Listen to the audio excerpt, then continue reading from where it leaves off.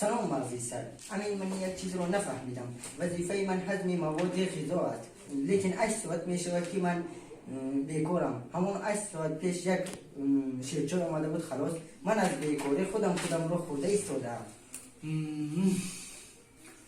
کی وابسته است که تو را با غذا تامین نماید؟ با من همیشه از سرخورده غذا می‌خورم. سرخروده را جیغ زنید.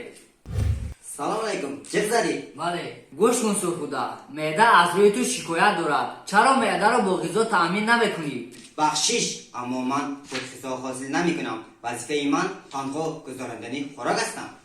پس خوراک از کجا می آید؟ من خوراک را از خلق می گیرم. حق را جیغ زنید. السلام علیکم، جیغ زدید؟ بله، گوش کن حق. معده شکایت دارد که به خوراک مانده است. سرخروده میگوید که غذا را از تو میگیرد. غذا در کجاست؟ بخشش، لیکن من غذا تیار نمی کنم. وظیفه من فقط گزاراندن غذا و هوا می باشد. من غذا را از کواکی دهان گرفته به سرخروده روان می سازم. هوا را از کواکی بینی گرفته به گلو و خرنای روانه می سازم. سوالی که چرا غذا نیست از کواکی دهان پرسید. کاوکی دهان را جیغ زنید. سلام، جیغ زدید؟ بله، چرا معده را با غذا تامین نمیکنی؟ حلق میگوید که غذا از تو میگیرد. در اینجا من گناهکار نیستم.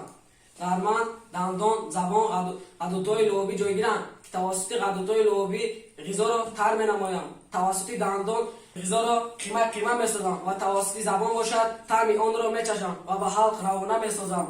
من خود غذا حاصل نمی‌نمایم. عجیب، پس غذا از کجا میآید؟